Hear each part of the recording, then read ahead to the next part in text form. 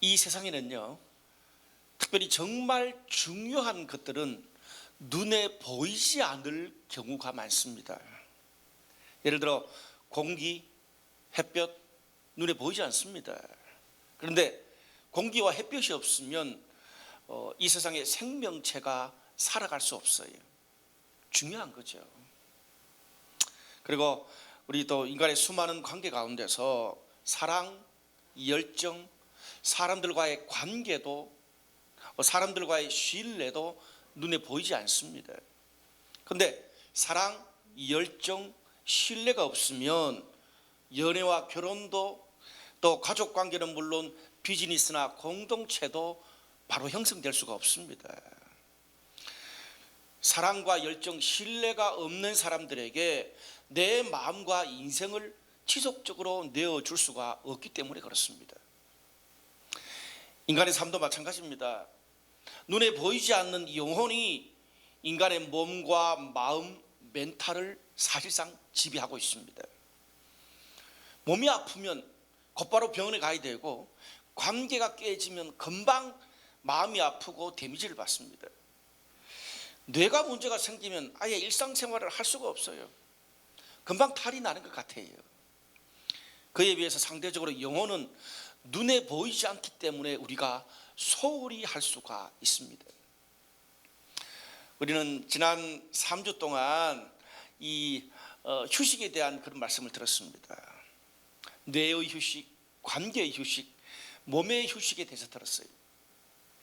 여러분, 이런 휴식들이 너무나 중요한데, 이런 모든 것들은 성경적인 관점에서 볼 때에 영혼의 휴식이 있을 때야 우리 인생의 자리매김을 바로 할 수 있습니다. 내 영혼의 휴식이 있고 내 영혼이 하나님께 바로 자리매김할 때 나의 뇌도, 관계도, 몸도 건강하게 살 수 있는 거예요. 이게 성경의 가치입니다. 오늘은 휴식의 재발견 시리즈 마지막 시간으로 영혼의 휴식에 대해서 함께 말씀을 나누겠습니다.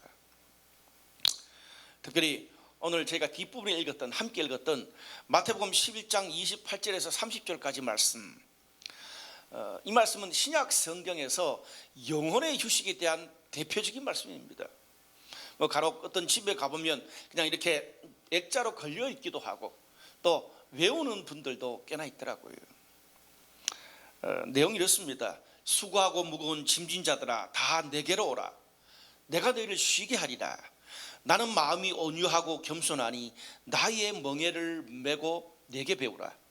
그리하면 너희 마음이 쉼을 얻으리니 이는 내 멍에는 쉽고 내 짐은 가벼움이라 하시니라. 이 말씀이에요. 근데 이 말씀이 사실은 좀 우리가 너무 그냥 자주 들어서 좀 꼼꼼히 관찰하면서 따져볼 필요가 있습니다. 여기에 수고하고 라는 말은요, 히브리 원어로 볼 때 육체적으로 지치고 감정적으로 낙심한 것을 이야기하는 겁니다. 그런데 성경 원어에서 이게 분사형이에요. 더 나가면 또 머리 아플 거고, 이 헬라어로 분사가 뭐냐 하면 한 번 낙심하고 지친 게 아니라 이전부터 시작해서 지금까지 계속 힘들고 계속 지치는 ing, 그 상태를 이야기합니다. 그런 사람들아 오라는 거예요. 또 짐진자는요, 이건 누군가가 그 사람한테 무거운 짐을 지우는 것, 그때 쓰이는 단어입니다. 당시 예수님의 말씀을 들을 때가 이스라엘 백성들한테는 1세기였습니다. 그때 이스라엘 백성들에게 지워진 그런, 누군가가 이스라엘 백성들에게 지워진 최고의 무거운 짐이 뭐였을까? 학자들은 한 3가지로 정리합니다. 하나는 당시가 로마 식민 치하였어요. 로마 식민 지배하에서 우리도 일본에 30년 동안 나라를 잃었을 때 수많은 사람들이 죽고 고통을 받고 희망을 잃어버렸어요. 당시 이스라엘 백성들의 이 고통이 그랬어요. 희망이 없었어요. 그리고 또 그들은 종교적으로 정말 과도한 율법의 부담과 또 압박감을 가지고 있었습니다. 그 율법에 조금이라도 잘 안 지키면 막 그 마녀 재판하고 막 그런 분위기였습니다. 그리고 뭐 지금 우리와도 똑같은 당시에도 세상에 먹고 사는 문제와 걱정, 근심, 가난, 질병 등의 인간사의 고통에 짓눌려서 살고 있었습니다. 무슨 말씀입니까?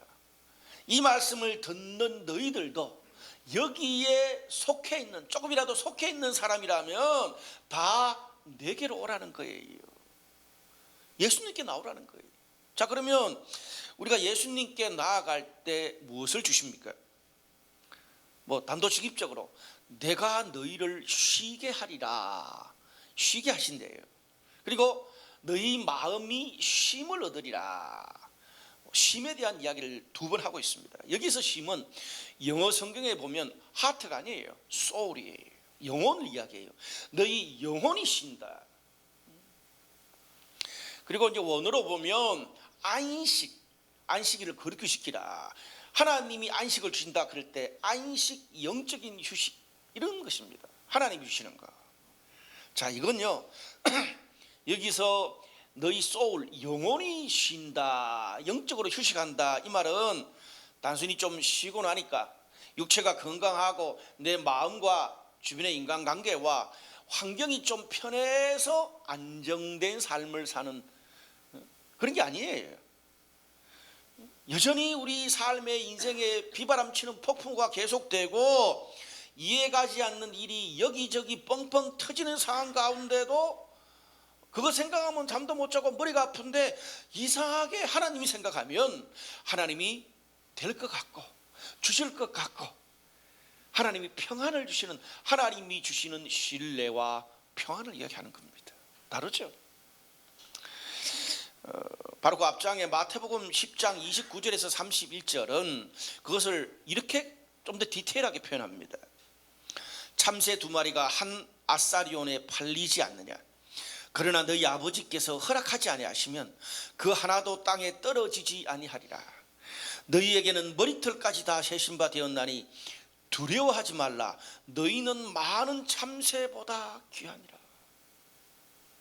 여러분, 이런 말씀 읽을 때 얼마나 우리에게 위로가 되는지 몰라요.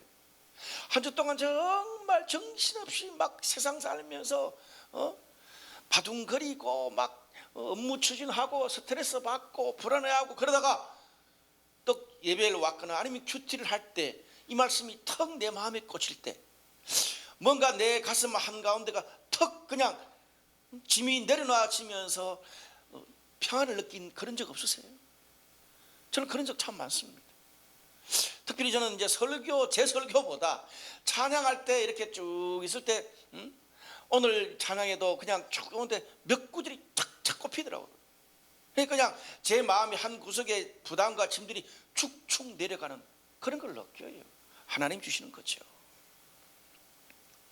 오늘 여기에 성경이 뭐라 그랬어요? 아주 싼 값으로 팔리는 참새 한 마리도 하나님이 허락하셔야 땅에 떨어져서 팔릴 수 있다는 거예요. 근데 그걸 너희한테 적용하면 어떠냐? 너희 삶에 위기가 찾아오고 지금 손해나고 문제 생긴다고 포기하거나 끝이거나 이제 떨어지는구나 생각하지 말라는 거예요. 두려워하지 말라는 거예요. 왜? 너희 한 사람의 영혼이 참새 한 마리보다는 더 귀중하지 않냐? 이 말입니다. 우리는 하나님의 너무 애지중지하는 귀한 자녀예요. 하나님이 저와 여러분 우리의 영혼을 구하기 위해서 하나님의 아들 예수 그리스도까지 보내주셔서 십자가에 죽었습니다. 그만큼 우리는 하나님한테 귀한 사람들이에요. 그러니까 우리 주변의 일들이 반복적으로 계속 일어나더라도 그 상황으로 땅땅 결론을 맺지 말고 심지어 네 마음도 네가 믿지 말라는 거예요. 여러분, 우리 마음이 얼마나 변화무쌍할 때가 많습니까? 그 마음 믿었다가는 한 달도 못 살 거예요. 뭐예요? 나를 구원하시고 나를 인도하시고 우리의 부족함까지도 나중에 뒤집어서 협력해서 선을 이루시는 하나님의 인도, 그 하나님만 신뢰하라는 거예요. 두려움 대신에 하나님의 신뢰, 하나님의 인도, 하나님의 평안을 약속합니다. 여기까지는 좀 개념적인 말이죠. 근데 여러분, 우리가 신약 성경에 보면 이 여러 구절들 가운데 내가 진실로 진실로 너희에게 이르노니라는 성경 구절들 간혹 복음서에 있죠. 뭐 진짜로 이야기하는가 그 정도 차원이 아닙니다. 그게 그 헬라어로 에고라는 말이에요. 그게 지금 좀 부정적인 의미로 심하게 쓰지만 헬라어로 에고라는 거는 나라는 거예요. 강력한 나, 슈퍼에고인데 이 예수님이 말씀을 하실 때에 이 에고 내가 진실로 진실로 너희에게 이야기한다, 그 말은 단순히 강조하는 걸 넘어서 하나님의 이름을 걸고 너희에게 말한다, 행한다, 약속한다, 그 뜻이. 누구 이름을 걸고? 하나님 이름 걸고. 우리 흔히 뭐 사람들이 그러잖아요. 내가 이 약속 안 지키면 정말 내 아버지 어머니 내 조상 이름을 걸고 내 약속할게, 그 말인데 그 말에 예수님이 뭐예요? 하나님 이름 걸고 내가 진실로 진실로 이야기하는 거예요. 반드시 한다는 말이죠. 근데 오늘 여기에 내가 너희를 쉬게 하리라, 여기에 내가라고 쓰인 이 단어가 뭐냐 하면 그 에고와 엔드가 합쳐진 복합어예요. 이게 무슨 말입니까? 결국 내가 진실로 진실로라고 말하는 그 단어와 비슷한 거예요. 그래서 이 원어의 뉘앙스를 살리면 너희 중에 계속 지치고 계속 낙심하고 계속 죄책감에 짓눌려 살고 있는 사람들이 있냐? 나에게 오라, 예수께 나오라. 그러면 반드시 내가 하나님의 이름을 걸고 너희에게 하나님이 주시는 위로와 안식과 회복을 약속한다, 줄 것이다, 그 말입니다. 여러분, 우리가 세상을 살아가는 이 죄인인 인간들의 근본적인 문제가 뭘까요? 목사의 직업은 정말 다양한 사람들을 많이 만나봐요. 근데 두려움과 불안이 없는 사람들은 한 명도 없습니다. 없는 사람은 내 삶이 구차해질까 두렵고, 있는 사람은 내가 누리고 쌓아놓은 것을 잃을까 봐 두렵고, 위로 올라가면 올라갈수록 부담감과 모든 책임을 떠안아야 돼서 힘들고, 바닥에 있는 사람들은 윗사람들에게 짓눌려서 힘들게 살아갑니다. 사랑하는 사람이 없으면 외로워서 불안하고, 사랑하는 사람이 있어서 그 한 사람 때문에 모든 스트레스 다 받고, 일이 많으면 힘들어서 벗어버리고 싶고, 또 일이 없으면 먹고 살기 힘들까 봐 또 걱정해. 왜? 인간이 연약한 존재이기 때문에 그래요. 두려움과 불안을 넘어서기가 쉽지 않습니다. 그런데 매일 두렵고 불안한 인간의 삶에서 하나님이 오늘 찬양처럼 내 삶을 인도한다는 그 확신이 내 마음의 진정으로 자리 잡을 수 있다면, 오늘 예배를 드리면서 찬양을 하면서 설교를 들으면서 정말 보이지 않는 그 하나님의 손길, 신뢰, 인도하심이 정말 내 삶을 인도하시는구나라는 걸 느낄 수 있다면, 어떠한 시련이 와도 수많은 유혹 속에도, 제가 오늘 설교를 이렇게 준비했는데 이 찬양을 탁 하는데 너무 은혜가 되는 거예요. 하나님이 우리의 삶을 인도하신다는 그 신뢰가 오늘 우리 가운데 자리 잡고 느낄 수 있다면, 어떤 시련과 유혹이 찾아와도 평안과 쉼을 얻을 수 있을 줄로 믿습니다. 그래서 우리가 오늘 예배 드리는 거잖아요. 그래서 오늘 찬양하고 말씀 듣는 거 아니에요?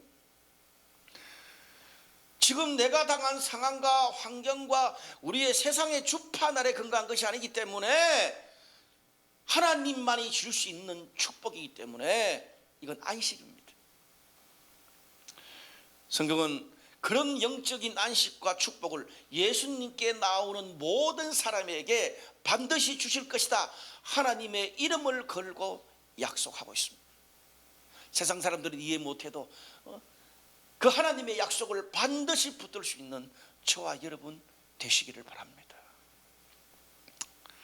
그 다음에 성경은, 그렇다면 우리가 예수님께 갔을 때에 이런 안식과 영적인 쉼을 얻는 방법에 대해서 아주 심플하게 제시합니다. 뭐예요? 한마디로 쭉 이야기하면 내가 쉼을 얻기 원하냐? 예수님께 나왔을 때 쉼을 얻기 원하느냐? 예수님이 주시는 멍에를 메고 예수님께 배우라는 거예요. 뭐라고요? 예수님이 주시는 멍에를 메고 예수님께 배우라. 예수님이 포커스예요. 근데 여러분, 여기 멍에가 뭡니까? 과거에 농촌에 가보면 소가 밭을 갈고 소가 수레를 끌 때에 효율적으로 잘 끌 수 있도록 소의 목이나 등에 굵은 나무를 이렇게 줄매에 달아서 얹어 놓은 거, 그게 멍에입니다. 소에게 멍에를 매게 해야 지멋대로 도망가거나 돌아다니지 않습니다. 일이 돼요. 근데 문제는 일은 되지만은 멍에를 맨 소의 입장에서는 엄청난 부담이 될 수밖에 없어요.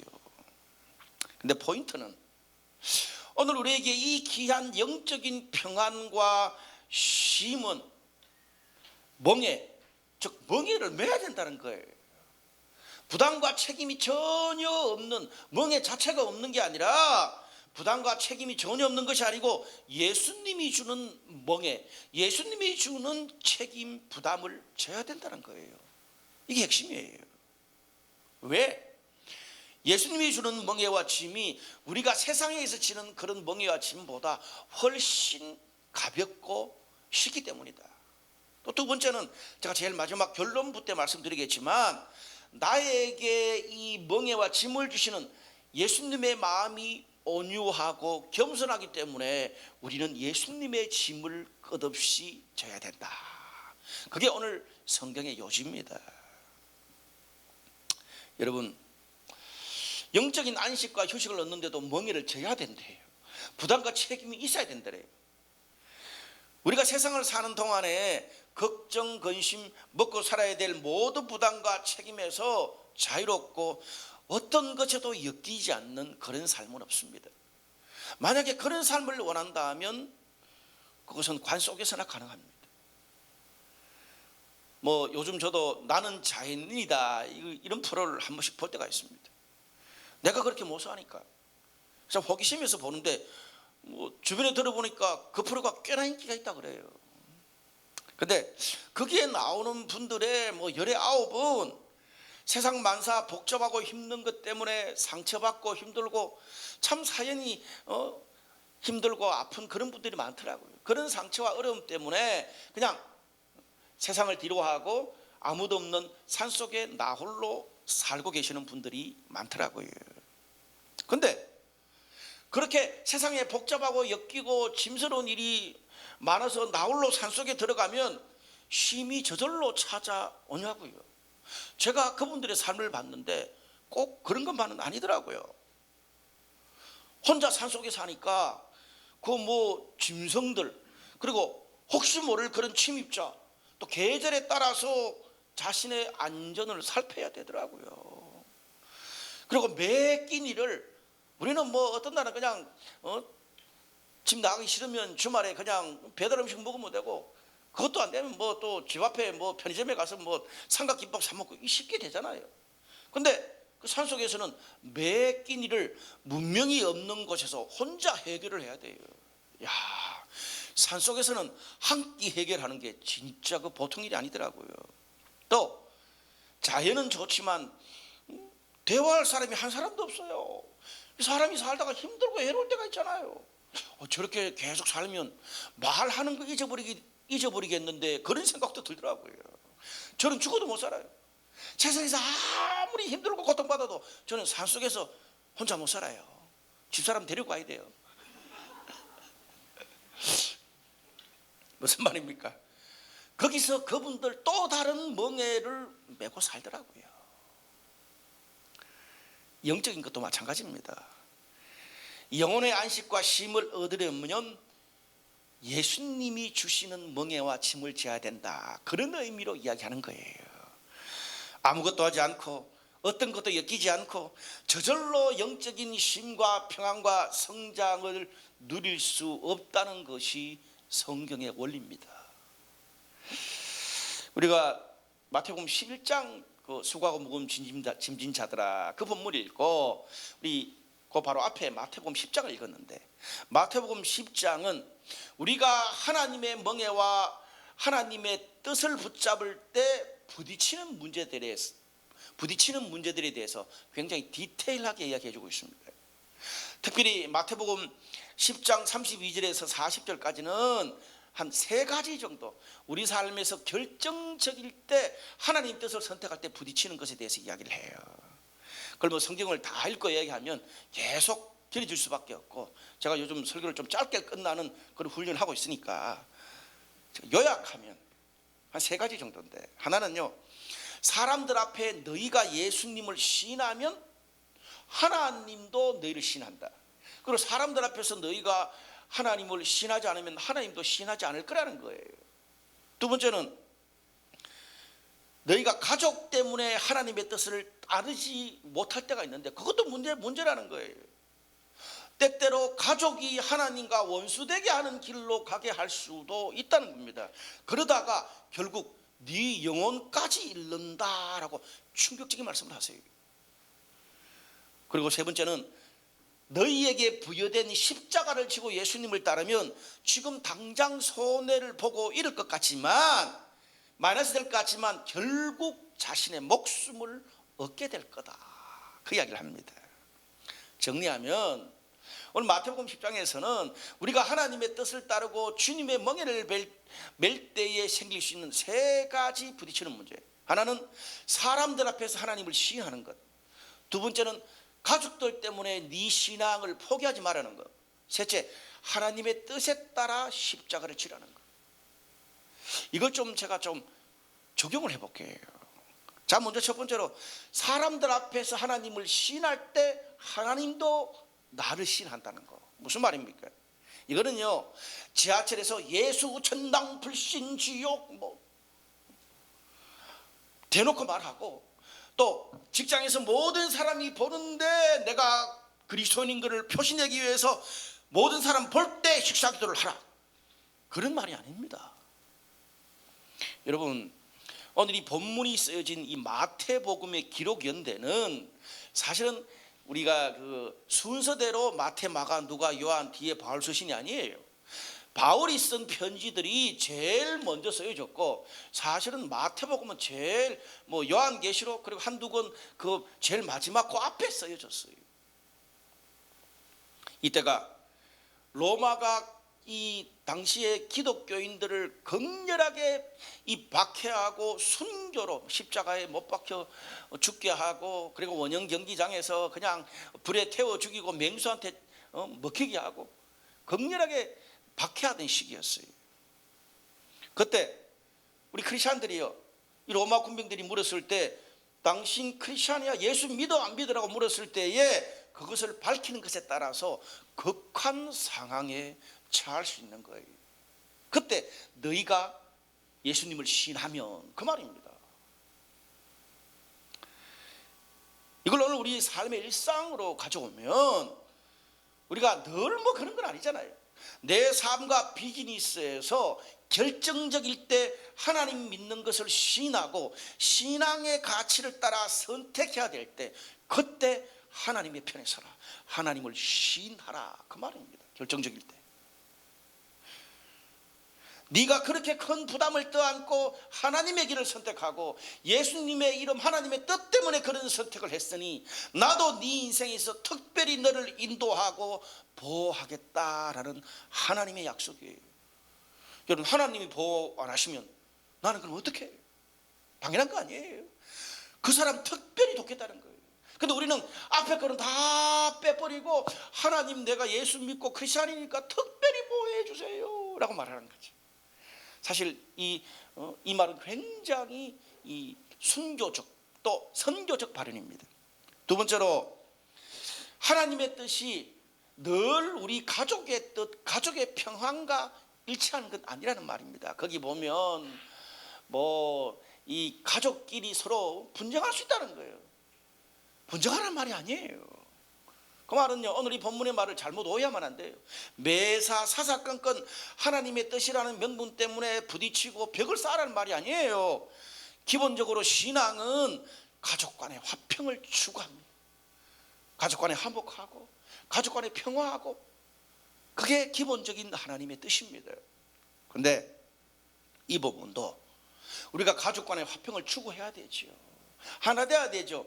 그런데 그것 때문에 내가 상대가 신앙이 없고 그런 것 때문에 기다려주고, 근데 계속 이렇게 저렇게 3년, 5년, 10년 계속 이렇게 가다가는 내 영혼도 죽고 나머지 가족도 하나님의 뜻과 전혀 다른 길로 갈 수 있다는 그런 생각이 들 때, 그런 결정적인 때가 찾아왔을 때는 뭐예요? 기꺼이 하나님의 뜻을 선택하라는 거예요. 이것도 결정적인 때죠. 그때는 갈등이 일어날 건데 갈등을 견뎌낼 각오를 해라. 그것도 하나님이 도우실 거다. 위로가 되는 말씀이지. 다 결정적일 때예요. 오늘 여기서 말하는 세 가지는. 세 번째는 사람마다 자기 몫에 지워진 십자가가 있는데 그 부담과 책임이 다 있잖아요. 부모는 부모대로, 남편은 남편대로, 아내는 아내대로, 자녀는 자녀대로, 어느는 어느대로, 사원은 사원대로, 가난하면 가난한 대로, 부하면 부한대로, 세상의 모든 사람들은 자기 몫에 십자가가 있습니다. 그것을 지혜롭게 잘 피하고 대처할 수 있으면 좋겠지만, 여러분 우리 인생에는 어쩔 수 없이 피할 수 없는 것들이 있잖아요. 오늘 여기서 말하는 자기가 져야 될 십자가는 그것을 십자가라는 거예요. 그러는 거예요. 피할 수도 없고 그냥 어쩔 수 없는 거 있잖아요, 내 삶에서. 오늘 그 십자가를 내 힘으로 지려고 하지 말고 하나님의 뜻과 멍에를 지는 쪽으로 선택하면 그 짐이 오히려 훨씬 더 쉽고 가볍다는 말이에요. 자, 이 의미가 무엇인지 제가 좀 구체적으로 적용을 해드리겠습니다. 예를 들어 여러분, 우리의 관계들 가운데서는 우리 주변에 안 볼 수 없는 사람들이 있잖아요. 가족 안 볼 수 없잖아요. 직장 내가 옮기지 않는 한 옮길 수도 없어. 그럼 직장 상사, 직장 동료, 그리고 협력사, 고객, 공동체 멤버일 수 있어요. 그런 사람들이 그동안에 서로 있었던 일을 생각하면 관계를 끊고 피하고 싶은데 안 볼 수 없잖아요. 이후에도 도무지 개선의 여지가 없고 희망이 안 보이지만, 근데 내일 전화를 걸어서 또 고객사에 전화를 해서 거래를 해야 되고, 또 협력사에 전화를 하고 오더를 넣고 해야 되잖아요. 그게 만약에 가족이면 이번 추석에 안 갈 수 없잖아요. 또 가야 돼. 나에게 주어진 십자가예요. 책임과 부담이 너무 커요. 그때 어떻게 해야 돼요? 오늘 본문 말씀을 적용하면 잠시 내려놓고 어떻게? 예수님의 멍에를 선택하는 걸로 생각해 보세요. 이 일을 통해서 지금 막 너무 힘들고 답이 안 나오고 막 마음이 부글부글 끓고, 그리고 그냥 판단 중지 딱 아무 생각이 없는데, 이 일을 통해서 예수님이 나에게 이루실 일은 뭘까? 주님이 이거를 통해서 나를 어떻게 위로하고 힘주실까를 한번 생각해 보라는 거예요. 그러면서 또 힘든 일 한번 참아내고, 또 어려운 거 낙심했지만 다시 또 완전히 쓰러지지 않고 다시 살아나서 예수님 때문에 다시 한번 멍에를 메고 또 한번 멍에를 메고 그렇게 지내가는 거예요. 좀 리얼하게 말하면 이렇게 되는 거죠. 내 본성이라면 너는 뒤졌어, 끝났어. 근데 너 때문이 아니라 예수님 때문에 내가 이 멍에를 계속 지는 거다. 이렇게 되는 거죠. 똑같은 일을 하는데 어쩔 수 없는 상황이나 내 뜻이 아니라 주님의 뜻, 예수님께 포커스를 두고 가면 그 부담이 훨씬 줄어든다는 거예요. 주님께 포커스를 맞추고 가다 보면 어느 날 내가 볼 때는 완전히 다 깨져버리고 이거는 고통이고 결론이 안 나는데, 어느 날 하나님이 아름답게 하시는 케이스도 많다는 거죠. 제 주변에 또 여러분 같이 신앙생활하는 우리 성도들 중에 있었던 일이에요. 아는 분도 계실 거예요. 한 5, 6년 전인가요? 결혼한 부부예요. 성도 중에 어떤 한 분이 저한테 찾아와서 직장 상사 때문에 너무 오랫동안 스트레스를 받았다는 거예요. 그래서 제가 들어봤어요. 왜냐하면 그 친구가 성격이 정말 무난하거든요. 근데 이 친구가 이 정도라고 그러면 그분은 정말 끝내주겠다 싶었는데, 이야기 들어보니까 그냥 그 회사에서 알려질 정도로 괴팍한 사람이다 그러더라고요. 상종을 안 한대요, 주변에서. 제가 있었던 이야기를 듣는데도 야, 이건 너무한다, 그래도 참아야지, 그 소리 못 하겠더라고요. 그래서 제가 이직해야 되겠다, 이직하는 게 나았다. 그래서 이직을 하라 그랬어요. 근데 6개월, 1년 계속 이직을 하는 곳마다 잘 안 돼. 이직이 포커스가 아니고 그 상사가 포커스인데, 이거 어떻게 해요? 그래서 제가 어떻게 했어요? 야, 이직도 안 되는데 어떡하냐. 근데 뭐 다 처자식이 딸렸는데 직장 그만둘 수도 없지 않냐. 네 십자가라고 생각해라 이랬어요. 목사님, 십자가도 어느 정도 것이지, 야, 네 십자가가 정도 것이 어디 있냐. 저는 도저히 못 참겠습니다. 끝장내고 싶습니다. 그 성격 좋은 친구가 몇 번을 상담했습니다. 제가 할 말이 없잖아요. 이직도 계속 안 되고 있으니까 십자가도 져라. 제가 그냥 직장 그만두면 그냥 알바라도 해서 못 먹고 살겠습니까? 못 먹고 산다. 무슨 하나님의 뜻이 있겠지. 목사님, 이런 상황에 무슨 하나님의 뜻이 있습니까? 하여튼 그러면서 달래면서 고비를 넘어갔어요. 그러다가 몇 년 지났어요. 근데 어느 날 저에게 주일 예배드리는데 갑자기 뒤에서 일찍 좀 와서 툭툭 치더라고요. 목사님, 기적이 일어났다고. 계속 이제 막 이제 회사가 뭐 이렇게 경기가 안 좋고 그래서 그 회사가 그 계열사인데 그 계열사가 문을 닫아야 될 상황이 됐어요. 그러니까 이직을 계속해도 몇 년 동안 계속 안 되는 거예요. 근데 이직되기 한두 달 앞두고 그렇게 그냥 쪼아대고 고생을 시켰던 그 직장 상사가 극적으로 이 친구를 추천해서 다른 좋은 계열사로 이직한 줄 믿으시기 바랍니다. 와, 정말 기적이 일어난 거예요. 저는 그 성도가 하는 방법 그대로 하면 하나님이 다 축복한다, 그렇게 말하고 싶은 게 아니에요. 각 사람마다 상황이 다를 수 있거든요.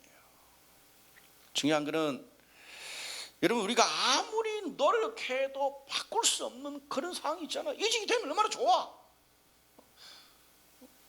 안 보고 싶어. 부모를 안 보고 싶어. 그러면 해외에 그냥 이민 가면 되는데 그게 아니잖아요. 그럼 주석에 찾아가야 되잖아요.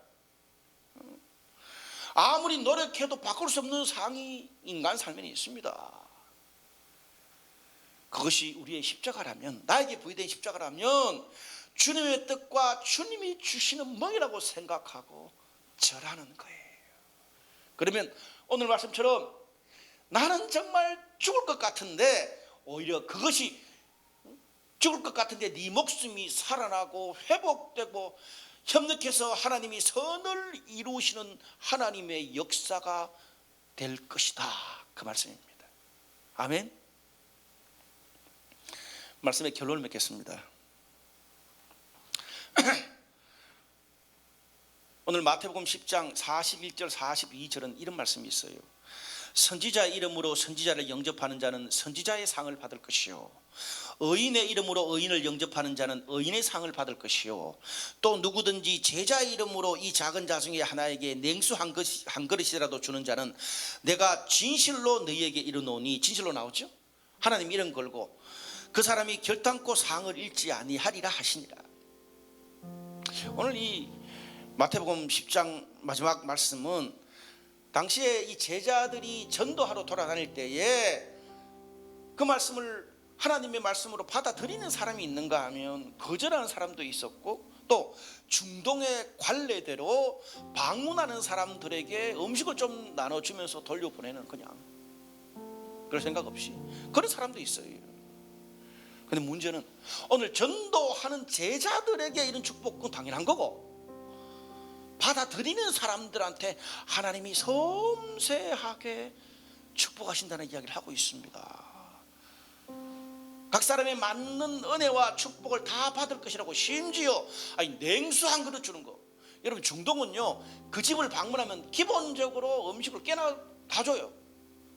근데 그거 다 주는 게 아니라 냉수 한 그릇 줘도 하나님이 다 체크한다는 거예요. 놀랍지요. 하나님의 뜻을 이루고 하는 우리의 모든 섬김과 작은 것 하나까지도 하나님이 다 기억하시고 축복하신다는 거죠.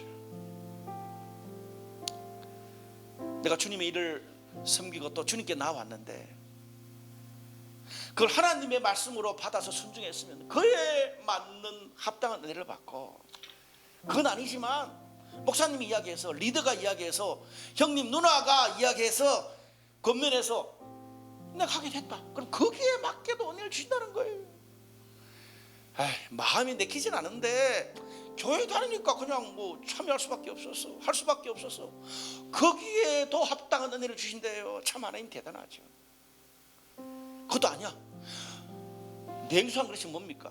어쩌다가 한번 선한 마음으로 그냥 주님 일에 거들었는데 하나님이 거기에 영적인 안식과 축복을 허락하시는 거예요.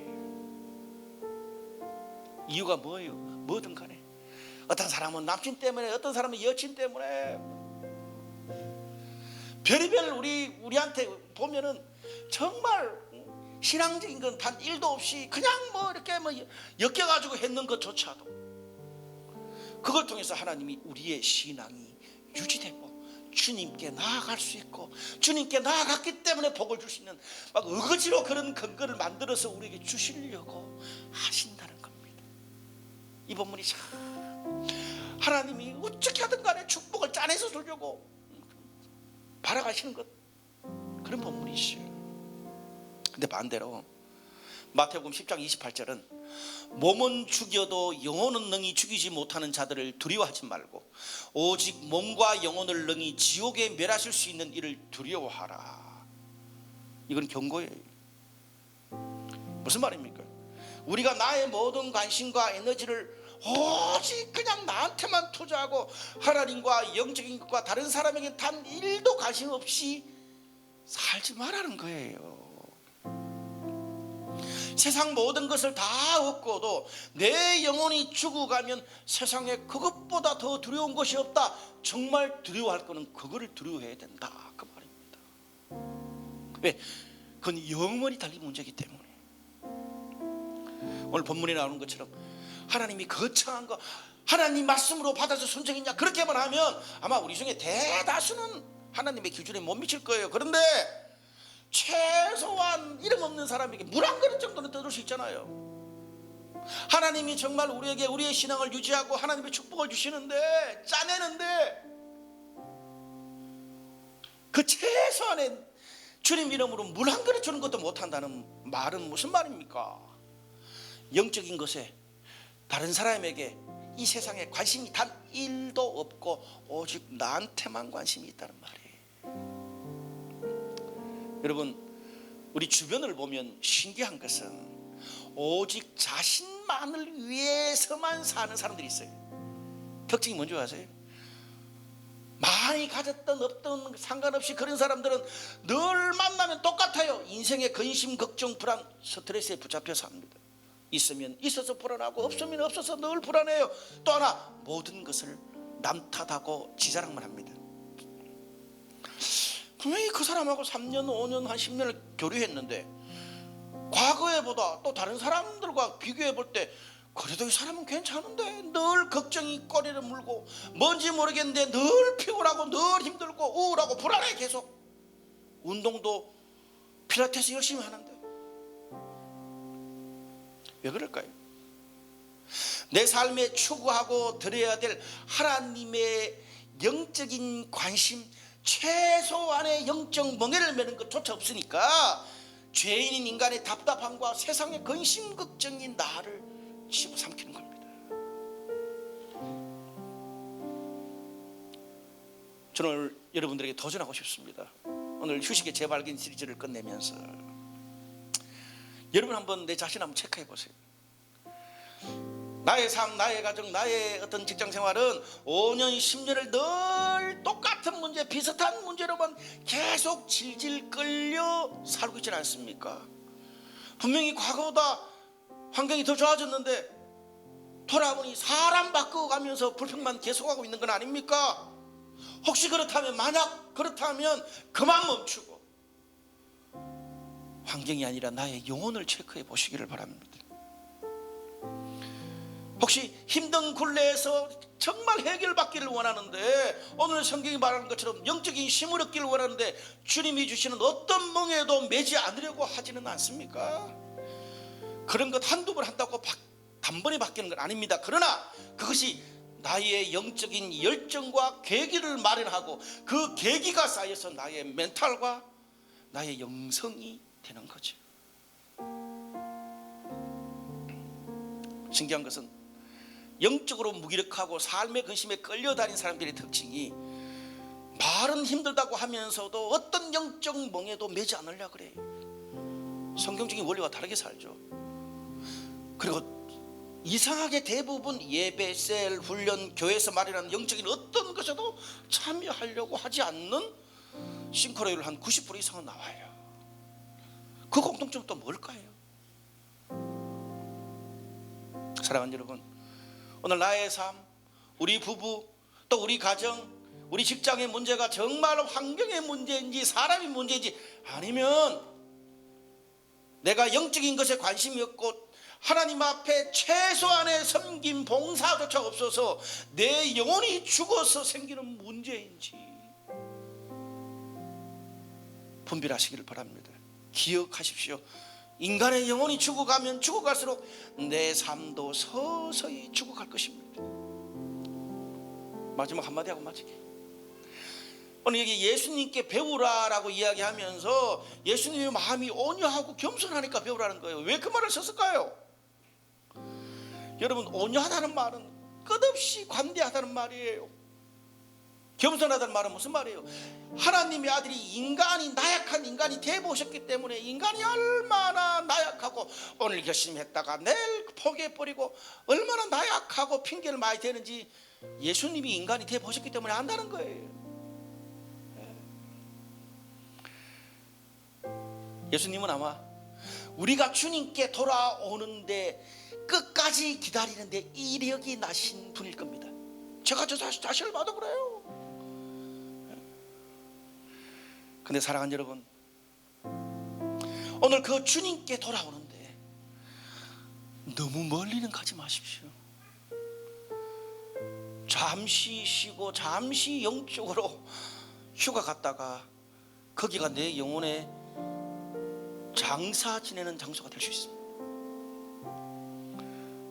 도저히 안 돼서 격려하고 케어하고 기대해주고 도저히 안 돼서 이런 인생은 깨어지고 두들겨 맞고 심판의 언저리까지 가야 정신 차리고 그때 가서 하나님의 뜻을 알고 돌아올 수 있는 그런 인생이면 하나님이 얼마나 마음이 아프겠어요. 오늘 우리가 그래서 하나님의 말씀을 들을 때 나를 돌아볼 수 있다면, 이거로 나에게 영적으로 자극받을 수 있다면 하나님이 지금 역사하고 계신 거예요. 오늘 이 말씀을 들으면서 우리의 영적인 문제가 얼마나 중요한지를 깨닫게 되는 저와 여러분 우리 모두가 되시기를 주님의 이름으로 축복합니다.